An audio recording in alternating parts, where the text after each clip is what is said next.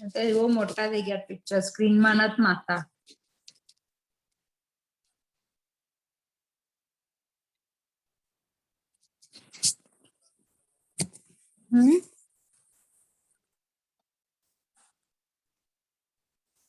આવડે છે પણ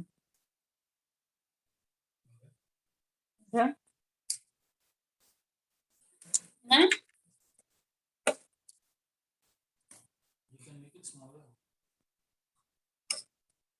Then a PDF is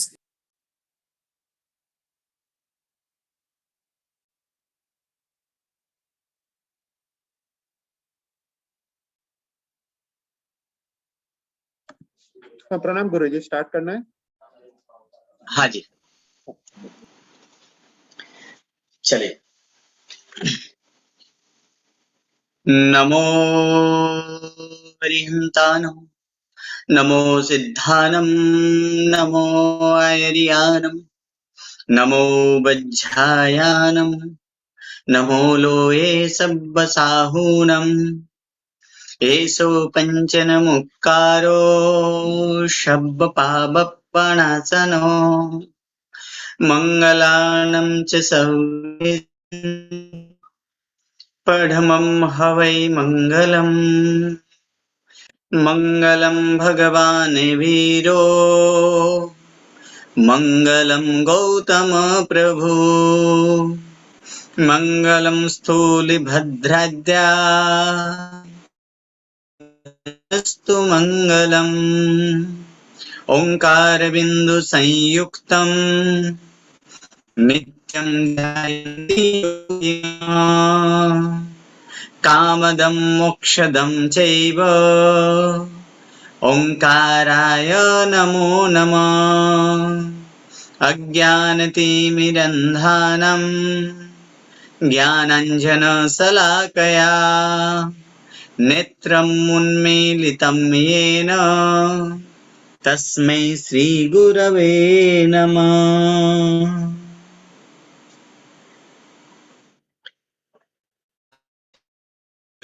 पर्व का अंतिम दिन। ऐसे तो हम लोग के यहाँ पे इंडिया पे संवत्सरिक प्रतिक्रमण भी पूरा हो चुका है, आपके वहाँ का संवत्सरिक प्रतिक्रमण बाकी है। तो ऐसे पर्यूषण पर्व के जो है कि पर्यूषण पर्व में 8 दिन, क्योंकि पर्व ऐसा है कि पर्व कब निकल जाता है कुछ पता ही नहीं चलता है कि पर्व ना दिवसों छे सांकड़ा आवीने चाल्या जाए, अर्थात पर्व के दिवस दिन इतने जल्दी व्यतीत होता है कि कुछ पता ही नहीं चलता है। लेकिन पर्यूषण जब आने वाले थे तब उसका वेट करते थे, तब उसका इंतजार करते थे कि कब आएंगे कब आएंगे कब आएंगे। लेकिन पर्यूषण आ गए और आज पर्यूषण पर्व के अंतिम दिन है।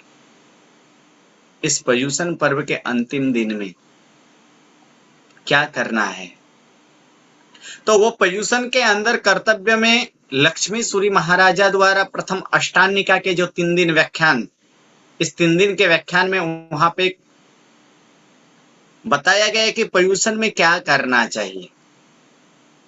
तो पर्यूषण के अंदर 5 कर्तव्य बताएं कि ये 5 कर्तव्य करना चाहिए। हर एक जैन को इसे 5 कर्तव्य करना चाहिए।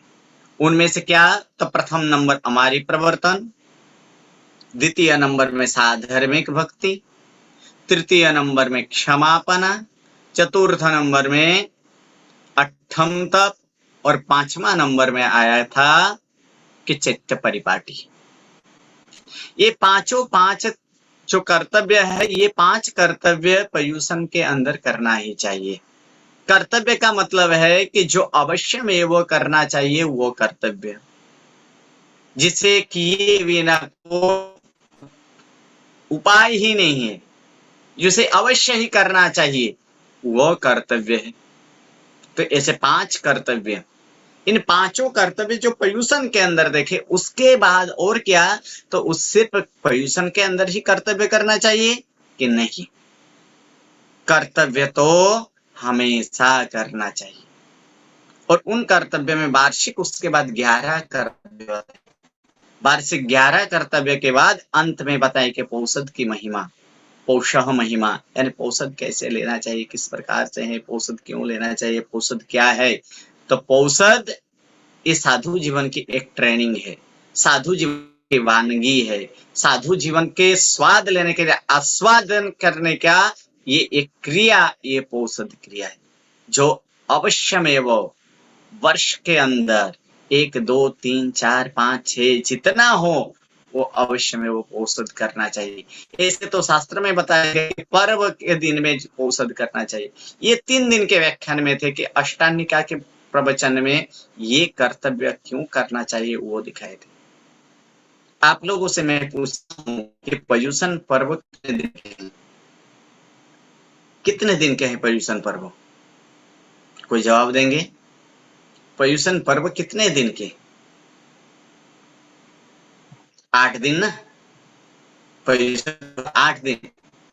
लेकिन सही अर्थ में देखा जाए पर्युषण पर्व सिर्फ एक ही दिन का है और वो है आज के दिन, संवत्सरिक दिन। क्या करते हैं संवत्सरिक के दिन में? तो संवत्सरिक के दिन में हम क्षमापना मांगते हैं।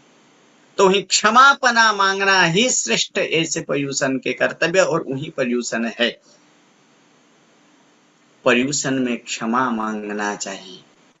लेकिन क्या है? तो 7 दिन इस साल भर में किया गया, जो साल भर में किया गया जो भी ये पाप आदि से आत्मा कठोर बन चुका है, उस आत्मा को मृदु बनाने के लिए, उस आत्मा को कोमल बनाने के लिए ये प्रथम 7 दिन की क्रिया है। जैसे हम पहले से देखे थे, संसार की असारता समझे तभी धर्म करने की इच्छा होती है। अर्थात कर्तव्य से पहले लक्ष्मी सूरी महाराज ने संसार के स्वरूप बताए कि संसार किस प्रकार से। उसके बाद ये 3 दिन के बाद चौथा दिन से प्रारंभ होता है कल्पसूत्र व्याख्यान। और इन कल्पसूत्र व्याख्यान में क्या आता है कि उनका सिलेबस इस प्रकार से है कि कल्पसूत्र में 10 प्रकार की कल्प है। इन 10 प्रकार की कल्प अर्थात होता है आचार। किनके आचार? तो साधु के आचार, साधवाचार। कल्पसूत्र में साधवाचार प्रथम बताए। लेकिन साधु के आचार श्रावक क्यों सुने? इसलिए कि साधु बनना है, श्रावक को साधु बनना है। श्रावक वही है जिसके मन में हमेशा चले कि संयम कभी मिले नहीं, संयम अब ही मिले की धारा जो हमेशा चले, वही श्रावक है। और इन संयमी के संयम जीवन सही ढंग से चले, संयम जीवन में कोई बाधा नहीं आए, ऐसे संयमी के लिए कोई ऐसे गोचरी पानी आदि किस प्रकार से बोहराना चाहिए, कैसे बोहराना चाहिए, इसलिए साधु आचार आदि जानना जरूरी है। हम 10 साधु आचार बताएं। साधवाचार यानी कल्पसूत्र का प्रारंभ साधवाचार से और कल्पसूत्र का अंत वो भी साधवाचार से। साधु के आचार से ही उसका पूर्ण होता है। चौमासा कैसे करना है, कितने साधु चौमासा में होना चाहिए, कब विहार करना चाहिए, क्या करना चाहिए, पर्युषण पर्व कब आता है, संवत्सरी कब करना चाहिए, ये संपूर्ण ये साधवाचार से ही अंत होता है, अंतिम व्याख्यान। और इस कल्पसूत्र के सिलेबस इस प्रमाण से है कि प्रथम साधवाचार, साथ में ऐसे तीर्थंकर भगवंत के चरित्र कैसे वांचन? तो तीर्थंकर भगवंत के चरित्र का वांचन पश्चानुपूर्वी से। पश्चानुपूर्वी का अर्थ होता है कि पीछे से, अर्थात प्रथम 24वां तीर्थंकर, 23वां तीर्थंकर, 22वां तीर्थंकर, बीच के अंतरा और फिर प्रथम तीर्थंकर, उसके बाद पाठ परंपरा, और पाठ परंपरा के बाद ये पूर्ण होता है कि पाठ परंपरा के बाद आता है ये पूर्ण, कि जो अब तक शासन मिला है। तो इसी को देखते हुए कि बारसा सूत्र जो है, कि ये बारसा सूत्र है क्या? तो बारसा सूत्र जो मूल ग्रंथ है, कल्प सूत्र के मूल ग्रंथ में वार्षा, जिसमें 1200 श्लोक हैं, ये 1200 श्लोक प्रमाण के ये ग्रंथ वार्षा सूत्र का वांचन करने का अधिकार एकमात्र साधु भगवंत को ही है। संयमी में साधु भगवंत को ही ऐसे वार्षा सूत्र का वांचन करने का अधिकार है, कोई श्रावक को नहीं। लेकिन वहां ढालिया आदि का वांचन होता है, और साथ साथ में जो चित्र दर्शन पट दर्शन है, उस चित्र दर्शन करते करते हम हाथ जोड़ते हुए सबको जहां जैसे जैसे चित्र का दर्शन हो वैसे वैसे हाथ जोड़कर ऐसे प्रभु को वंदन करना है। तो यहाँ पे भी ये डिजिटल माध्यम से आज हम चित्र का दर्शन कराएंगे। इस चित्र का दर्शन से मन को प्रफुल्लित करना है, प्रभु के जीवन चरित्र को मानना है। कल्प सूत्र के 8 दिन देखे थे, ऐसे कल्प सूत्र के हर व्याख्यान हर वाचना में ये उपस्थित होता है, लेकिन नहीं तो उनके लिए अंतिम दिन, एक दिन में ही संपूर्ण कल्प सूत्र सुनने का, कल्प सूत्र श्रवण का उसे लाभ मिल सकता है। तब प्रथम 24वां तीर्थंकर, ये 24वां तीर्थंकर हुए इस अवसरपनी, इन अवसरपनी काल के 24वां तीर्थंकर। इन 24वां तीर्थंकर में आश्चर्य ये हुआ कि ऐसे एक तीर्थंकर है कि जो नीच गोत्र कर्म में यानी नीच गोत्रों में जाते हैं। इन नीच गोत्रों में जाएं, नीच गोत्र में जाने के कारण जो देवानंदा की कुक्षी में आते हैं, और 82 दिन का प्रसार होने के बाद इंद्र भगवंत को भी पता नहीं चलता, 82 दिन के बाद उसे पता चलता है। लेकिन क्यों गए, उसके पीछे का कारण यही है कि इस प्रकार के आश्चर्य क्यों हुआ कि प्रभु के कर्म कब बंधे, तो प्रभु कर्म उसके संकित के प्राप्ति के बाद से ही भव की गिनती चालू होता है। तो संकित प्राप्ति से तो प्रथम भव, यहाँ पे जो आपके चित्र है प्रभु वीर के, ऐसे 26 भाव के चित्र, 26 भाव के, जिनमें प्रथम भाव में ऐसे नैसार थे, जो जंगल में राजा के लिए जंगल में लकड़ी लेने के लिए गए थे। उनका नियम था किसी को देकर, भोजन देकर ऐसे अन्न ग्रहण करूं, तब वो देखते कि इस घोर जंगल में कौन आने वाले हैं। लेकिन योगानुयोग साधु में बहुराते हुए केवल ज्ञान यानी बहुराते हुए सम्यक्त की प्राप्ति, और उन्हीं प्रथम भाव नैसार, फिर दूसरे भाव में देवलोक, तीसरे भाव में मरीचि आदि, इस प्रकार से ये 26 भाव जो है, 26 नामक देवलोक से वो 26वें भाव में थे। और उसके बाद यहाँ से प्रभु का चवन देवानंद, और देवानंद में जब प्रभु आते हैं, और उस समय देवानंदा 14 सपना देखती है, और 14 सपना देखकर वो ऋषभ दत्ता ब्राह्मण के पास जाकर पूछते कि क्या है इसका अर्थ। ऋषभदेव ब्राह्मण थे, ज्योतिष के थोड़े बहुत जानकारी थे। वो कहे कि उत्तम पुत्र का लक्षण है ये, इसलिए आपको ये उत्तम संतान की प्राप्ति होगी। लेकिन वहां पे 82 दिन के बाद इंद्र जब ये देखे कि ये तो आश्चर्य है, अनर्थ हुआ, क्योंकि कभी भी तीर्थंकर माता निच कुल में जन्म नहीं ले, तीर्थंकर कोई भी निच कुल में जन्म नहीं लेते हैं। जो गर्भ है, गर्भ का स्थानांतरण करने के लिए हिरण्यगमी देव को आदेश दिया जाता है। हिरण्यगमी आदेश पाकर देवानंदा के कुक्ष में रहा हुआ गर्भ को त्रिशला माता के कुक्ष में रखते हुए, यहाँ त्रिशला माता के कुक्ष में जब लाए, तब वहां त्रिशला माता यहाँ पे 14 सपनों का दर्शन करते हैं। ऐसे 14 सपनों, ऐसे वीर प्रभु के माता ने प्रथम सपनों में सिंह देखे थे, भगवान की माता ने प्रथम सपनों में बेल के दर्शन करते हैं। बाकी 22 तीर्थंकर के माता ने प्रथम सपन में गजबर के दर्शन करते हैं। इस चित्र में ऐसे प्रभु माता 14 महास्वप्न का दर्शन करते हैं। तब मध्य रात्रि के समय दर्शन करने के बाद वहां से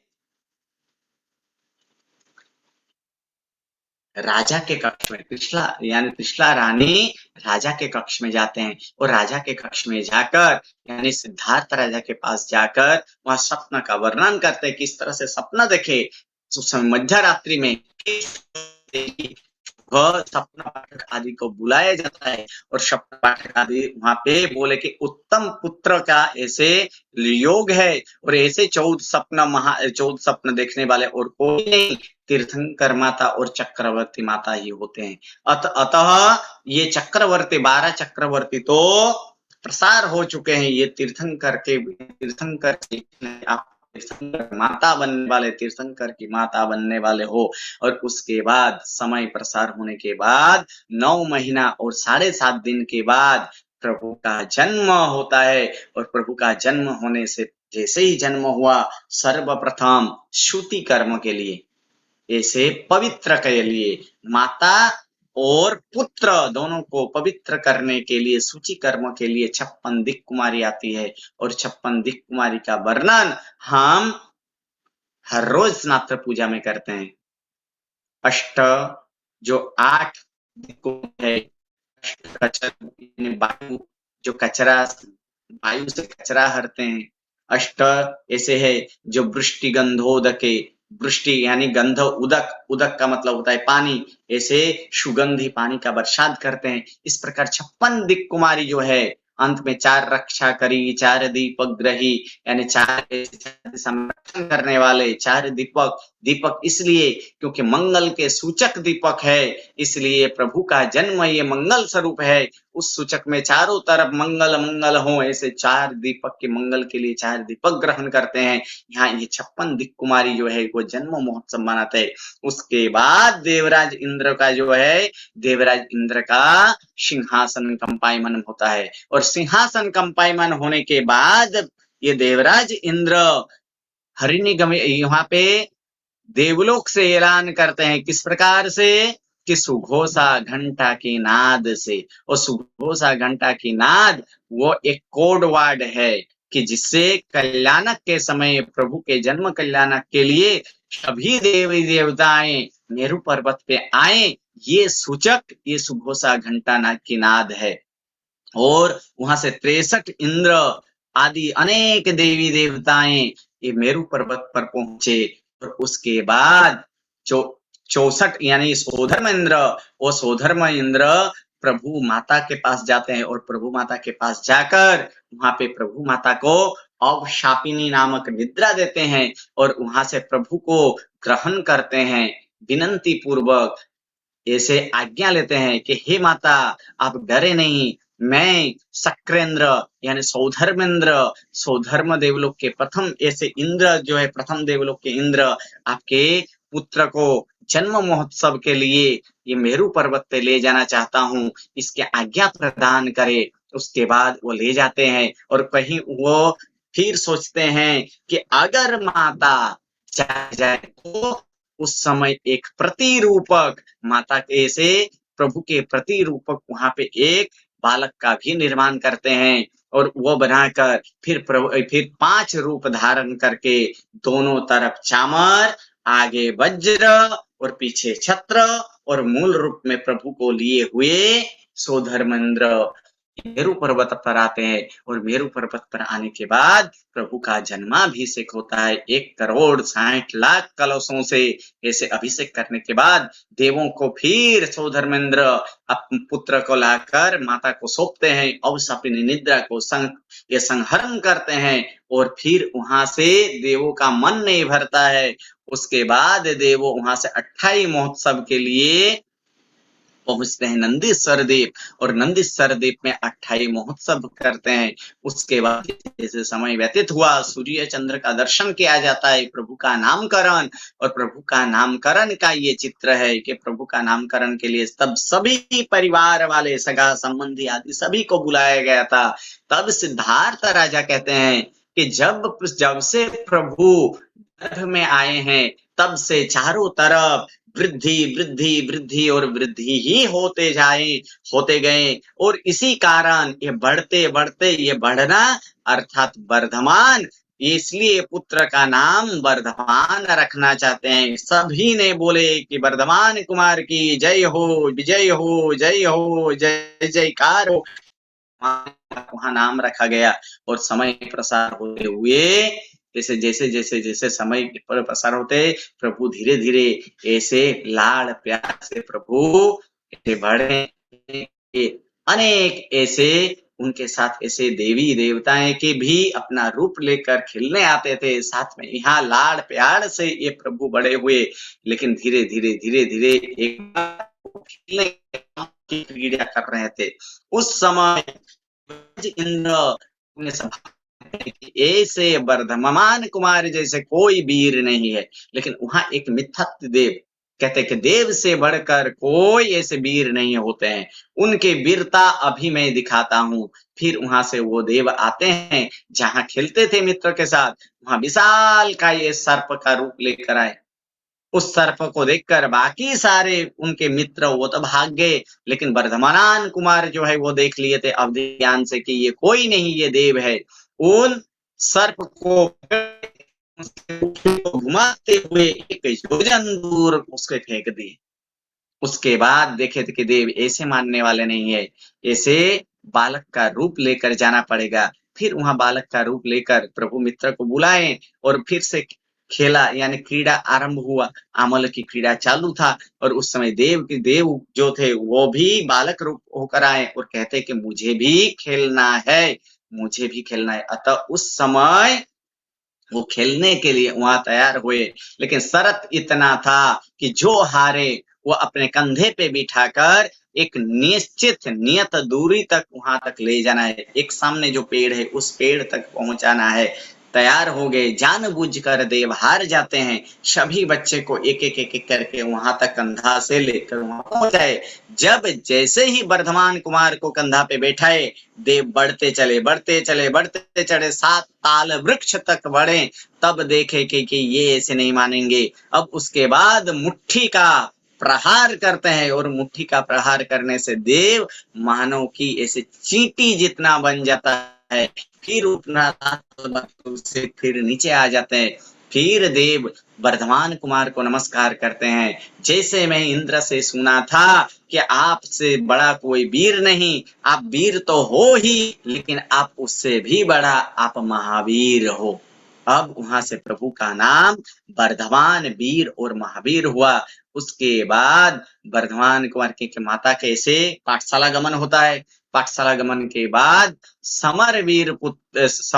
समरवीर राजा की पुत्री यशोदा और यशोदा के साथ ऐसे पानी ग्रहण प्रभु संसार के लिए की था। अतः संसार रूपी कारागृह में आना ही पड़ा और संसार रूपी कारागृह में आकर प्रभु का विवाह यशोदा के साथ होता है। और उसके बाद संसार के जीवन व्यतीत होने के बाद धीरे धीरे धीरे धीरे एक पुत्री अर्थात ये पुत्री भी थी, पुत्री के साथ संसार ऐसे गमन किए, काल प्रसार होते गए और काल प्रसार होने के बाद वहां पे माता पिता स्वर्ग सिधारे। माता पिता स्वर्ग सिधारने के बाद वहां पे वर्धमान कुमार जो है अब नंदीवर्धन बड़े भाई नंदीवर्धन के पास जाते हैं और वहां पे जाकर कहते हैं कि भाई अभिग्रह मेरा अभिग्रह पूर्ण हुआ। मैं अभिग्रह माता के गर्भ में ही अभिग्रह ग्रहण किया था। वो अभिग्रह इस प्रकार से था कि जब तक माता पिता जीवित हैं अर्थात माता पिता को मैं दुख पहुंचाने वाला नहीं हूँ। माता पिता मुझे बहुत ही प्यार करते थे, अतः माता पिता के हाजिरी में मैं दीक्षा ग्रहण नहीं किया। अब माता पिता नहीं है तो अतः मुझे दीक्षा ग्रहण के लिए आप संयम ग्रहण के लिए अनुमति दे। तब नंदीवर्धन कहते हैं कि ये नहीं, आप चाहो तो सब कुछ ले लो, यहाँ तक कि ये राज सिंहासन भी ले लो, लेकिन आप यहाँ से नहीं जाओ। उसके बाद बहुत समझाने के बाद 2 वर्ष इस संसार में रहने के लिए तैयार हुए। लेकिन किस प्रकार से, जैसे कि कमल रहते हैं, कीचड़ में कमल का जन्म कीचड़ है, लेकिन वहां से कमल फूल उस कीचड़ से दूर रहते। उसी प्रकार संसार में रहने के बावजूद भी संसारिक कोई क्रिया में लिप्त नहीं थे। जैसे साधु, जैसे संसार में जैसे योगी हैं, उसके बाद 1 वर्ष पूर्ण होने के बाद वहां से लोकांतिक देव आते हैं और लोकांतिक देव आकर कहते हैं कि प्रभु अब आपका समय हो चुका है, अर्थात आप तीर्थ को प्रवर्तन करें, तीर्थ की प्रवर्तना करें। तीर्थ की प्रवर्तना के लिए 9 लोकांतिक देव आकर प्रार्थना करते हैं कि अब आपका 1 साल बाद दीक्षा लेना है, अर्थात आप संवत्सरिक संवत्सरिक दान, वही संवत्सरिक दान देने के लिए फिर से वो वर्धमान कुमार जो है नंदीवर्धन के पास जाते हैं और नंदीवर्धन के पास जाने के बाद वहां से कहते हैं कि 1 वर्ष पूर्ण हो चुका है, अब मुझे आज्ञा दे। वहां पे विलाप, नंदीवर्धन खूब विलाप करते हैं, बहुत मानते हैं लेकिन मानते नहीं है। अंत में बारंबार नंदीवर्धन ये मूर्छित होते थे, जागते थे, मूर्छित होते थे, विनंती करते थे कि इस संसार में रह जाए, यहाँ तक इस राज सिंहासन देने के लिए भी तैयार थे। लेकिन उस दिन वर्धमान कुमार कठोर, क्योंकि सार्थ अर्थात आत्मा को साधना हो तो कठोर बनना पड़ता है, तब वो कठोर बने। अंतिम समय में एक वाक्य वर्धमान कुमार ने कहे कि भाई अपना दिया गया वचन भूल गया। क्या है कि रघुकुल रीत सदा चली आई, प्राण जाए लेकिन वचन न जाई। दिया गया वचन आप भूल गए। ये तो रघुकुल के रीत से चले आते हैं कि शायद अपना प्राण जाए लेकिन वचन कभी भी वचन से फिरना नहीं है। वो ऐसे मोह को ऐसे तमाचा लगा और उस समय बोले कि जाओ तैयार। और उसके बाद वर्षीदान, तो वर्षीदान कितने 388 करोड़ ऐसे सोने के प्रभु ये वर्षीदान किए। और वर्षीदान के बाद ये संयम के लिए निकल पड़े। ये पालकी जो है वह पालकी दो पालकी, एक पालकी नंदीवर्धन द्वारा बनाया गया और दूसरा पालकी जो इंद्र द्वारा बनाया गया। नंदीवर्धन के पालकी के अंदर इंद्र द्वारा बनाया गया पालकी को रखा और उस पालकी में प्रभु अब दीक्षा ग्रहण के लिए प्रयाण करते हैं। और वहां से ज्ञातखंड नामक वन जो है, ज्ञातखंड नामक वन में आते हैं और वहां आकर प्रभु दीक्षा ग्रहण करते हैं। ये दीक्षा की ये चित्र है। हाथ जोड़कर प्रभु की दीक्षा महोत्सव यानी दीक्षा कल्याणक जो है, ये दीक्षा महोत्सव जो है उनको हम माने आज। और जैसे ही पंचमुष्टि लोच किए वहीं प्रभु को मनोपर्यव ज्ञान, प्रभु तो 3 ज्ञानी थे ही, चौथा नंबर ज्ञान मनोपर्यव ज्ञान भी होते हैं। उसके बाद दीक्षा के बाद एक उसके बाद 12.5 वर्ष तक प्रभु ऐसे घोर साधना उपसर्ग आदि सहन किए, साधना किए, तप से तपित हुए।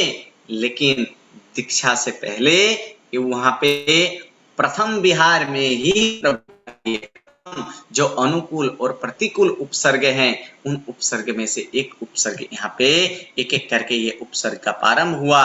उसके बाद अनेक स्त्रियों ने प्रभु को भेंटना चाहते थे, लेकिन ये भी एक प्रकार के उपसर्ग, अनुकूल उपसर्ग है। उसके बाद आगे जाकर प्रथम जो है बेल द्वारा कुमार गांव ये गोपालक द्वारा प्रभु को किया गया उपसर्ग द्वारा रोका जाता है, क्योंकि बेल को रक्षण के लिए बोले थे, लेकिन बेल वहां पे था नहीं। जब वह शाम के टाइम फिर से आया तो फिर से बेल वहीं पे मिला, अर्थात ये तब वो मारने के लिए दौड़े थे वो गोपालक, लेकिन इंद्र ने बचाए।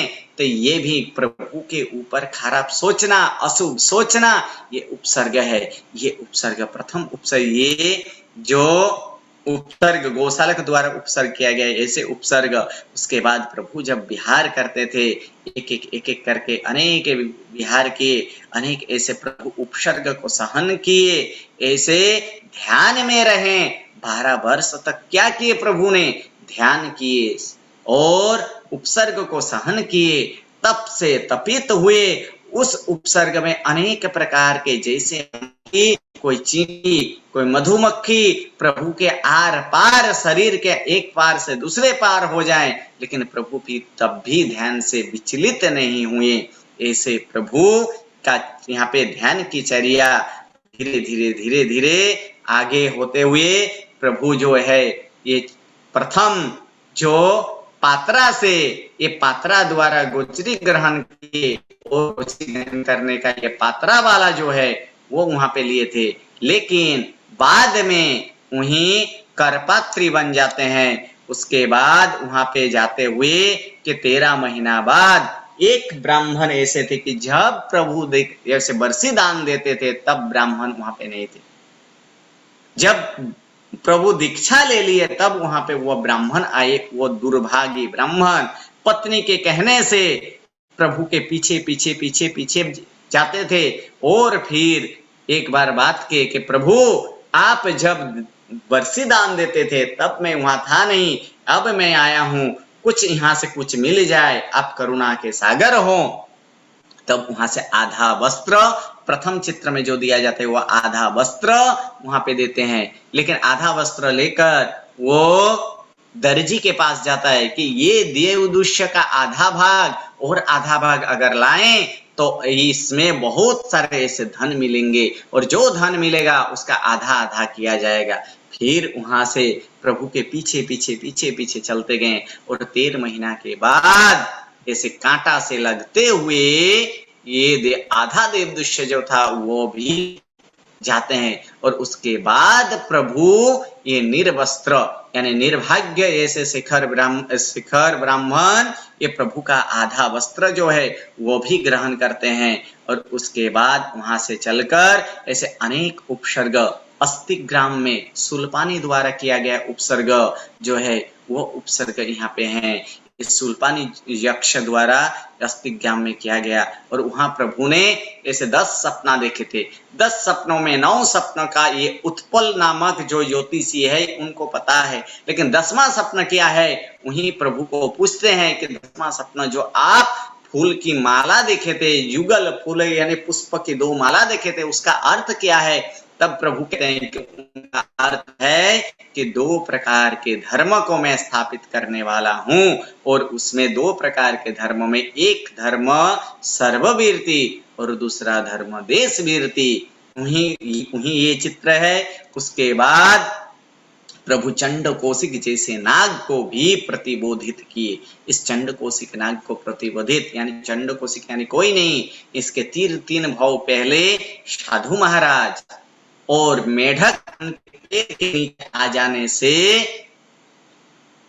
फिर बाल जो ये बाल मुनि है उनके द्वारा देखा गया कि ये मेढक का पैर आ जाने से वो मेढक का मृत्यु हो जाता है और उनके प्रायश्चित बाल मुनि बारंबार याद कराते रहे, लेकिन वह प्रायश्चित माने नहीं। अंतिम समय में रात के समय में प्रतिक्रमण के बाद भी किए कि आलोचना कर लीजिए गुरुदेव, आलोचना कीजिए, लेकिन बोले दोपहर बोले रात को भी तब मुनि को तब ये उस संयमी बड़े मुनि को ऐसे क्रोध आता है और क्रोध में आकर बाल मुनि को मारने के लिए दौड़ते हैं, लेकिन बाल मुनि तो वो तो बालक अवस्था में थे।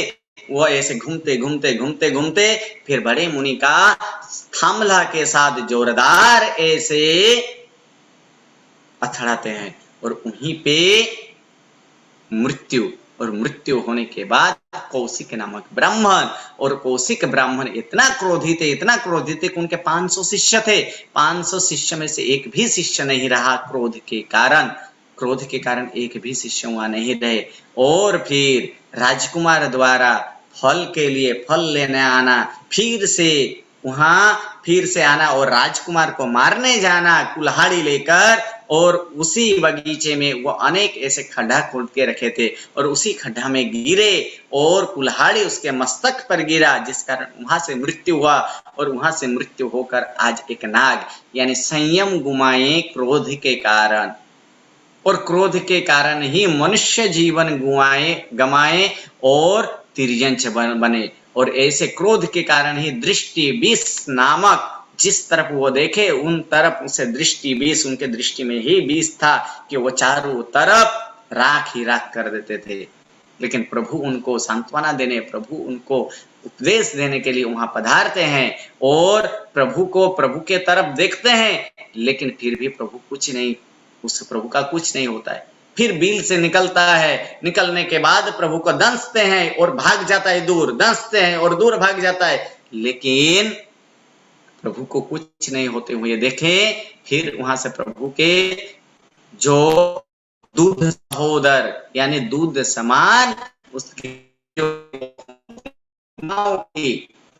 विशिष्ट आदि के ऐसे उनके खून ये दूध सहोदर यानी दूध के समान सफेद होता है। और वहां पे प्रभु कहते हैं कि बुझ बुझ चंड कोसिया, और ये शब्द सुनकर उसे जाति स्मरण ज्ञान, और जाति स्मरण ज्ञान से देखते रे सिर्फ क्रोध के कारण इतना हुआ।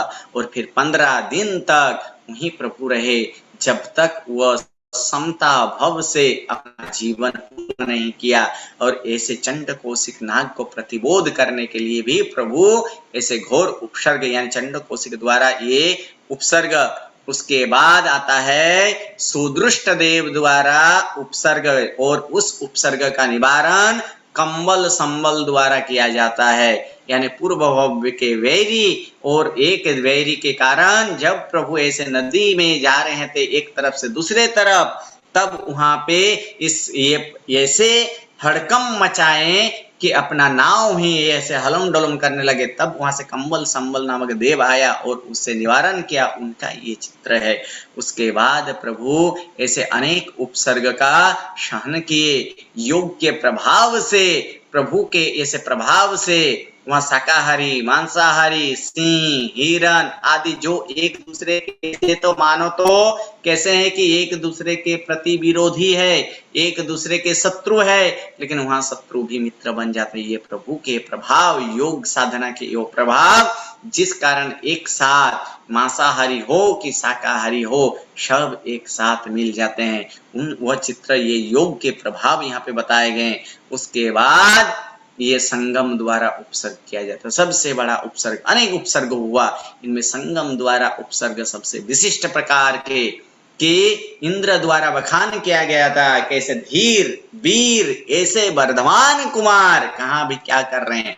अब धीर वीर ऐसे शब्द सुने जो संगम को अच्छा नहीं लगा, और संगम वहां से आकर प्रभु के कि इसको मैं अभी इसका धीरता और वीरता भी मैं दिखाता हूं कि वहां धीरता और वीरता के लिए कितने उपसर्ग किए, 6-6 महीना तक उपसर्ग करते थे।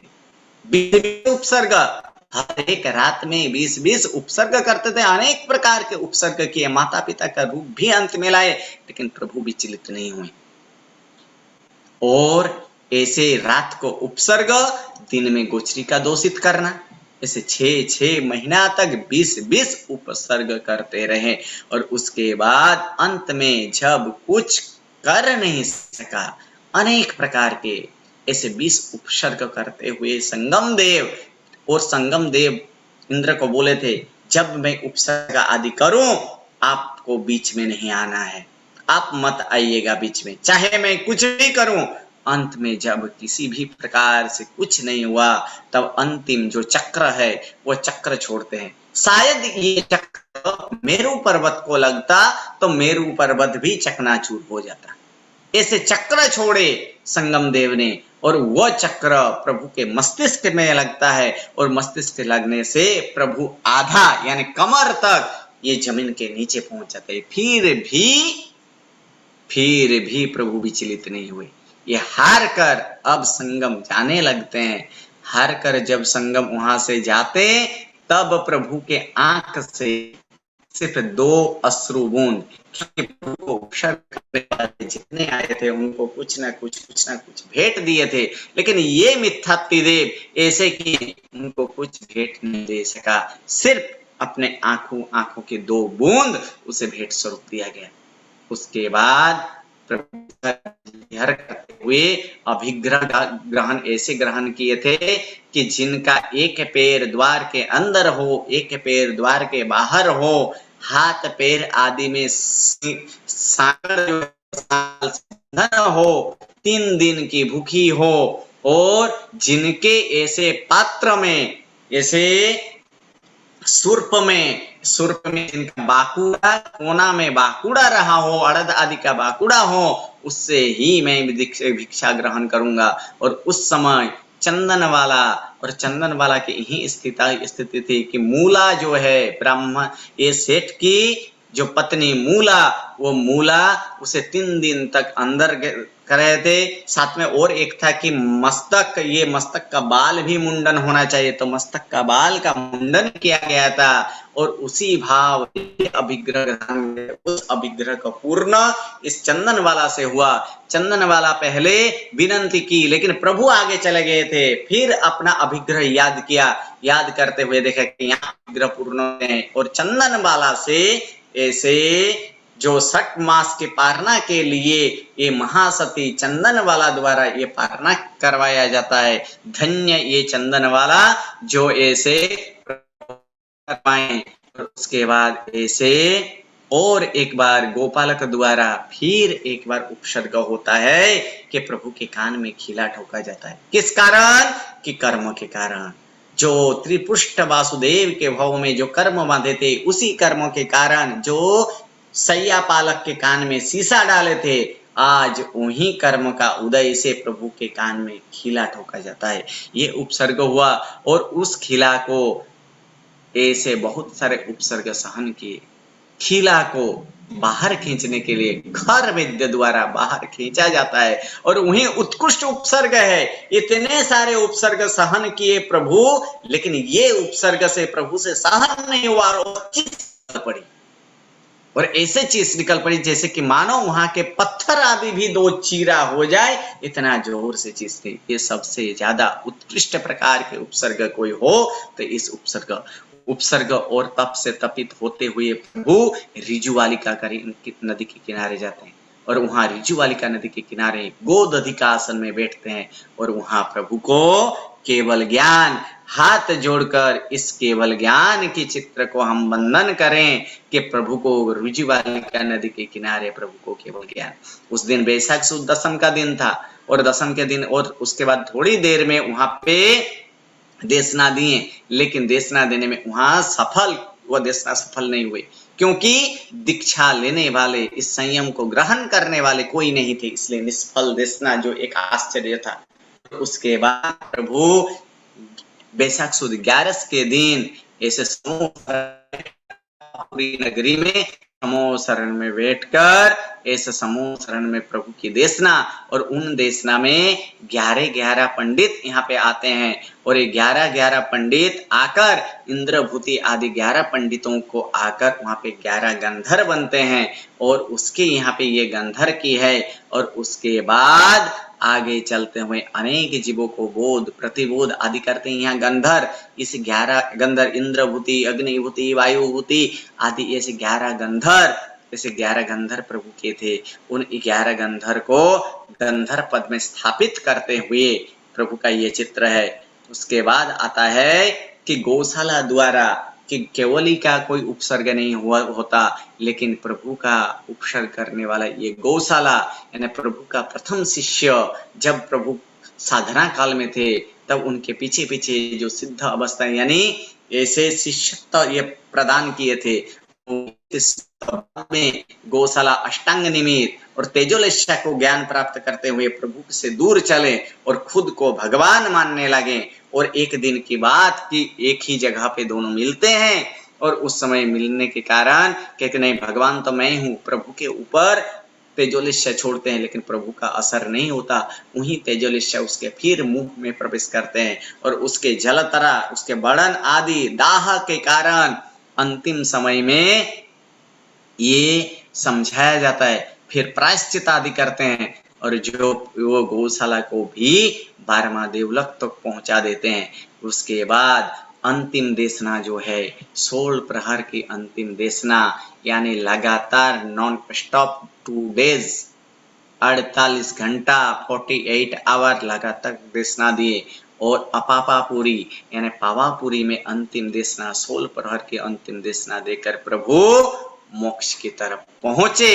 ये वीर प्रभु की चरित्र यहाँ पे पूर्ण होता है। और उस दिन अमास के दिन था, और अमास के दिन प्रभु एक निर्वाण कल्याणक को प्राप्त हुए। ऐसे निर्वाण कल्याणक के चित्र को देखकर हमें निर्वाण कल्याणक की ये वंदन करें, कि प्रभु के ऐसे चित्र को देखकर वंदन करते आगे बढ़ते हैं। और उसके बाद देवों के द्वारा वहां से देवो विमान आते हैं। गौतम पूछते हैं क्यों इतने सारे देवों का आगमन क्यों? कहते कुछ पता ही नहीं है। अंतिम तीर्थंकर, इस अवसर पर के अंतिम तीर्थंकर 24वां तीर्थंकर वीर प्रभु मोक्ष सिद्धार्थ हैं। ये अत्यंत विलाप करने लगे कि हे वीर, क्या आप मुझे साथ में ले जाते तो मोक्ष की जगह कम हो जाता? क्या आप मुझे साथ में नहीं ले जा सकते? आप इतना ऐसे स्वार्थी हो? और उसके बाद इतने विलाप करते गए क्योंकि वीर के प्रति गौतम का अत्यंत स्नेह भाव था। इसी कारणवश वहां से देवबधि शर्मा को प्रतिबोध के लिए प्रभु ने भेजे थे। अगर यहाँ होते तो एक और भाव भ्रमण न पड़ जाए, इसलिए उसके बाद करते कोई किसी का नहीं है। एकत्व भावना अन्यत्व भावना, ऐसे भावना में भावित होते ऐसे उत्तम प्रकार की भावना बढ़ते ऐसे गौतम स्वामी को भी केवल ज्ञान की प्राप्ति, अनेक भव्य जीवों को देशना आदि देकर गौतम स्वामी भी मोक्ष में जाते हैं। और उस समय उसके बाद आता है 24वां तीर्थंकर के बाद आता है 23वां तीर्थंकर अर्थात पार्श्व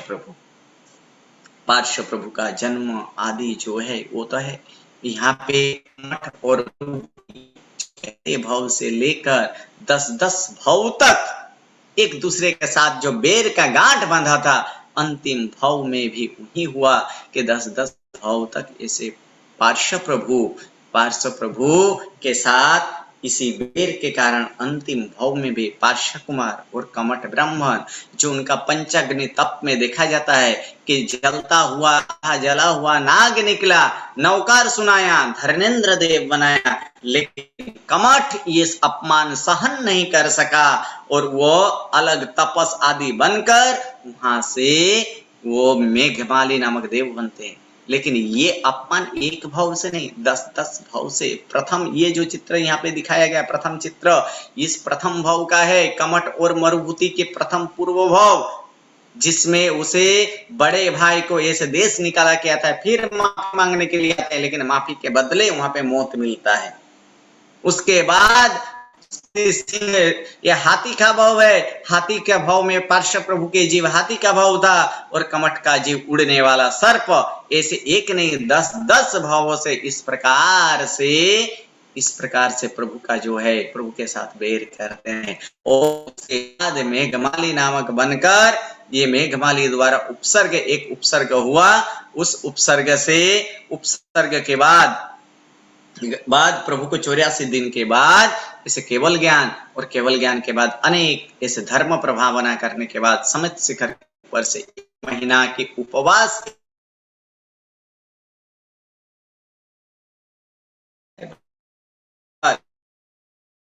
22वां तीर्थंकर में दर्शन के नेमिनाथ प्रभु बाल ब्रह्मचारी थे। कृष्ण कितने भी प्रयत्न किए लेकिन कुछ नहीं हुआ। अंतिम समय में ये तैयार हो गए चौमासा में भी लग्न करने के लिए, यानी ऐसे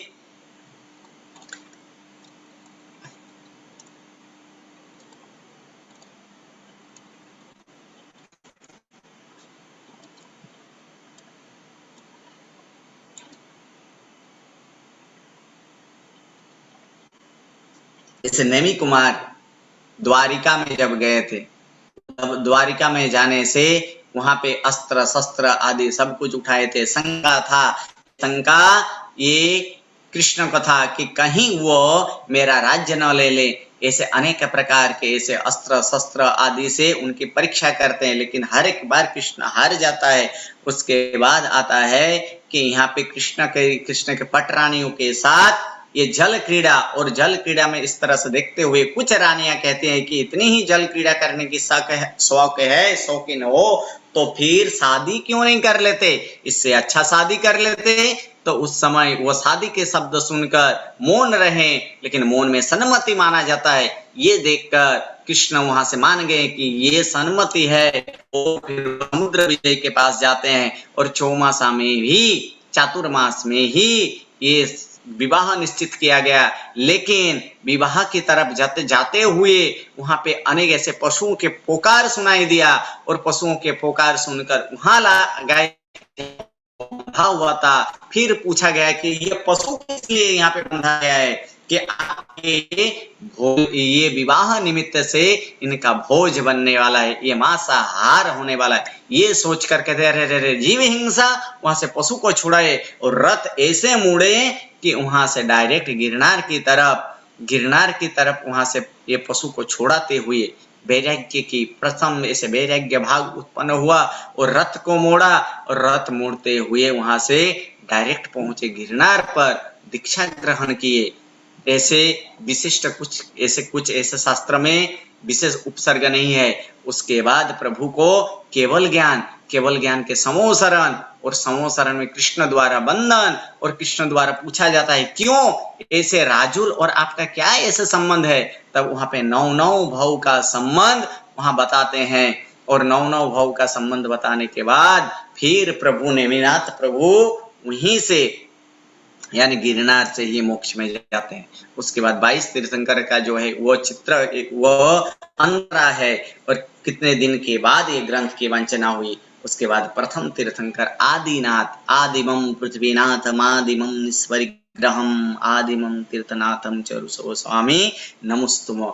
ये प्रथम तीर्थंकर यानी प्रथम ऐसे राजा, प्रथम साधु और प्रथम तीर्थंकर जो आदिनाथ भगवान थे। पहले युगलिक के काल में कोई धर्म नहीं था, लेकिन प्रथम ये धर्म की स्थापना करने वाले ये आदिनाथ भगवान, ऐसे विद्या आदि सिखाने वाले आदिनाथ भगवान, 64 कला और पुरुषों की 72 कला और 64 कला सिखाने वाले आदिनाथ भगवान। वहीं आदिनाथ भगवान के यहाँ शिल्प आदि शास्त्र के ये जो चित्र है वो शिल्प शास्त्र आदि अनेक प्रकार के ऐसे पुरुषों की 72 कला और स्त्रियों की 64 कला को सिखाने की ये चित्र है।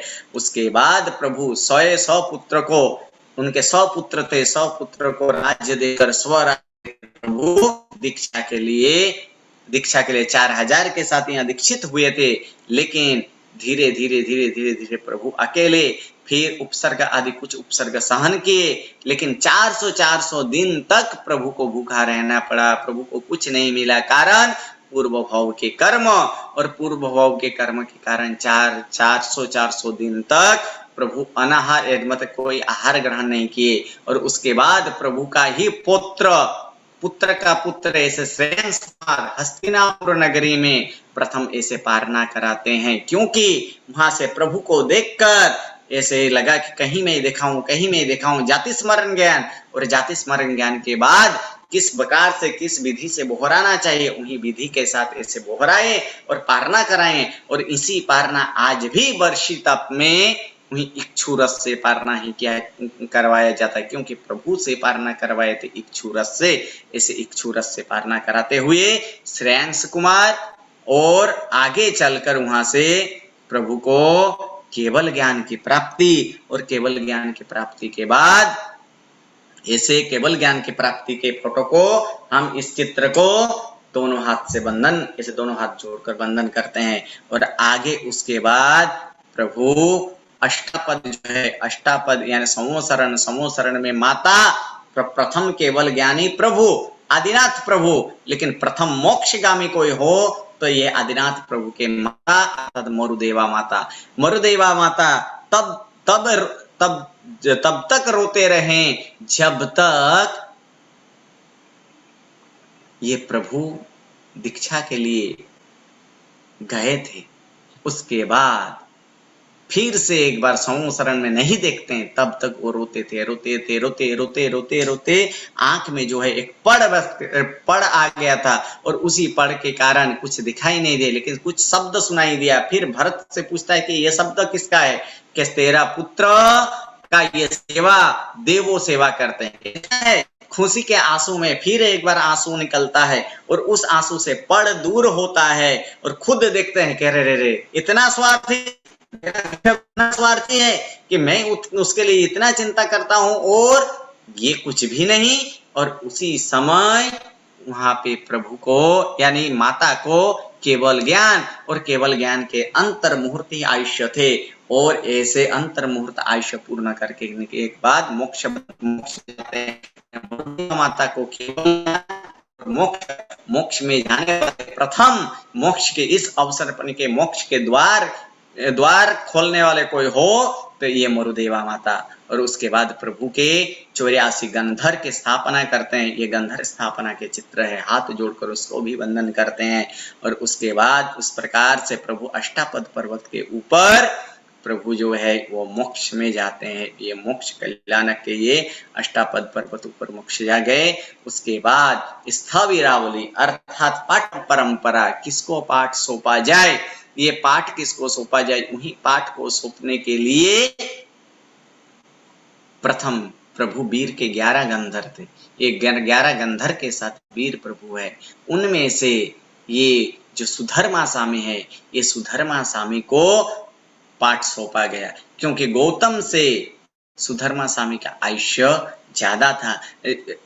ज्यादा होने के कारण वहां पे पाठ परंपरा में सुधर्मा स्वामी को सौंपा गया। सुधर्मा स्वामी के बाद जम्बू स्वामी यानी धनिष्ठ, ऐसे धनवान सेठ के पुत्र, लेकिन 8 पत्नियों के साथ, पहले ही 8 पत्नियों के साथ जो निश्चित हो चुका था कि विवाह करना है, वो दीक्षा के लिए तैयार थे। सुधर्मा स्वामी की दीक्षा सुनकर, वाचना सुनकर दीक्षा के लिए तैयार थे, लेकिन माता पिता के आग्रह से शादी करते हैं और आठों कन्या से शादी करने के बाद वहां से रात्रि में धर्म का उपदेश देते हैं। तब वहां पे प्रभव नामक चोर चोरी करने आते हैं और प्रभव चोर भी इतना प्रभावित हो गए कि सुबह जाते हुए कि मैं भी आपके साथ दीक्षा के लिए मैं तैयार हूं। और उस समय 527 के साथ दीक्षा हुए थे। 527 इस प्रकार से जम्बू कुमार के माता पिता यानी 1 और 2 3 8 पत्नियां,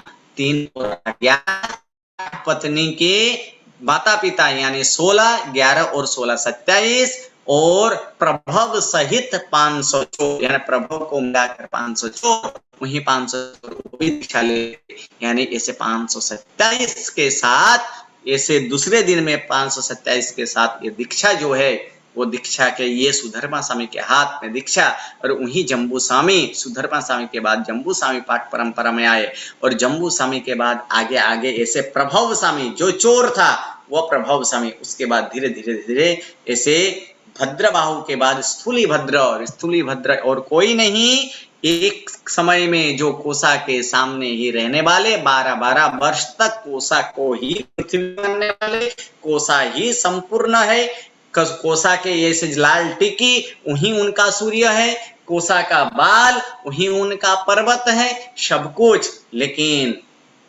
एक घटना से, पिता के मृत्यु के बाद वैराग्य बने कि वहां से आए और फिर साधु बन गए। के बाद प्रथम चातुर्मास कोसा वैश्य के वहां गए, लेकिन कोसा को लगता था कि मैं फिर से स्थूली भद्र जी जो है स्थूली भद्र को फिर से मैं अपना पास में ऐसे ला दूंगा, गृहस्थ अवस्था में लाऊंगी, लेकिन वो कर नहीं पाई। और ऐसे कोसा वेश्या को भी, एक गणिका को भी श्राविका बनाने का काम किसी ने किया हो तो वह स्थूली भद्र जी। और स्थूली भद्र जी इस काम के लिए उनका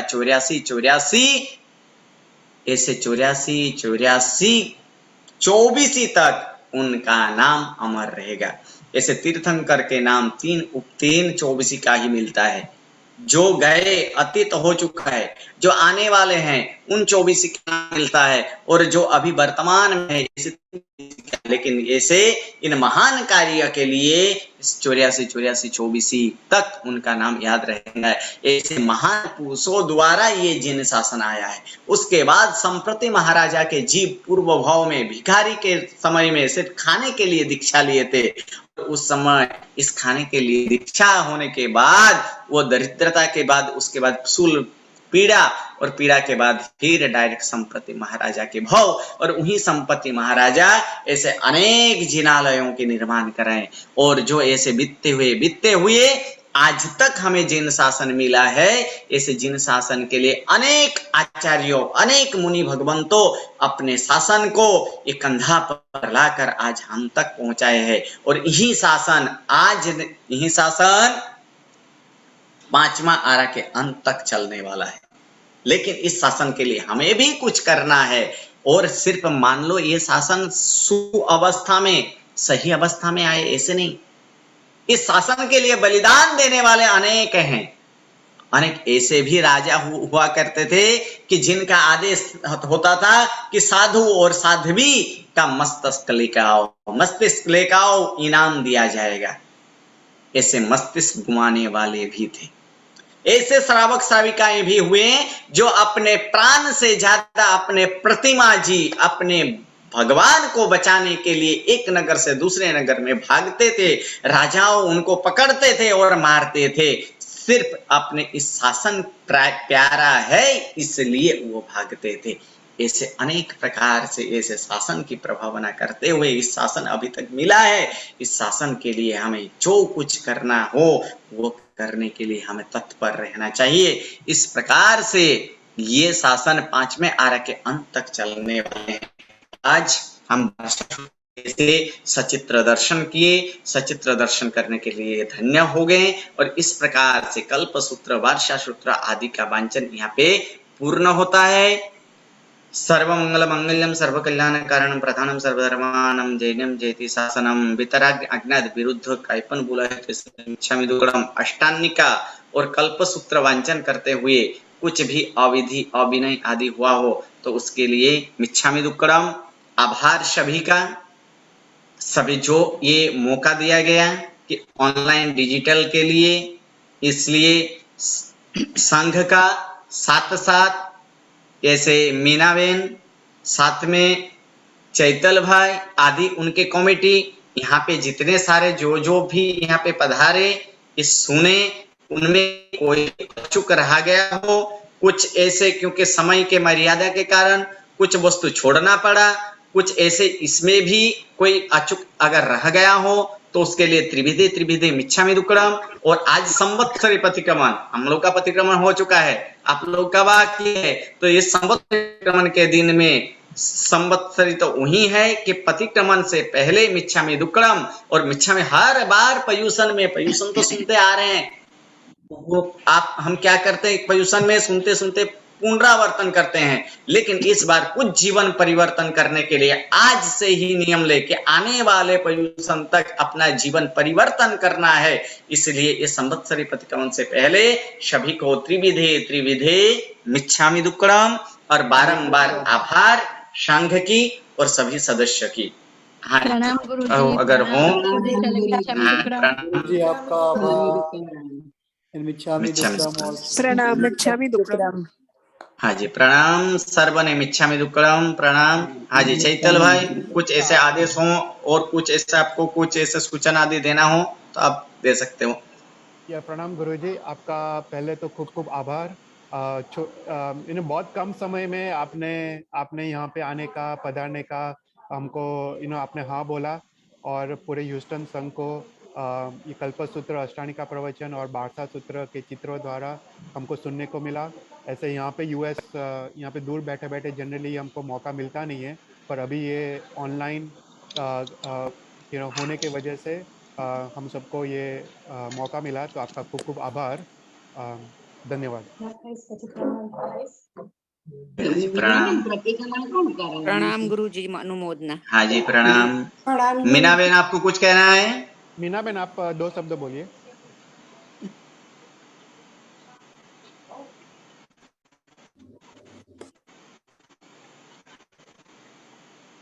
अच्छा, मीना बेन शायद लॉग ऑफ हो गई है। हाँ, ऐसा लगता है। खूब खूब अनुमोदना गुरुजी। प्रणाम। चलिए, सर्वमंगल। हाँ, सर्वमंगल मंगलम सर्वकल्याण कारणम प्रधानम सर्वधर्माणां जैनम जयति शासनम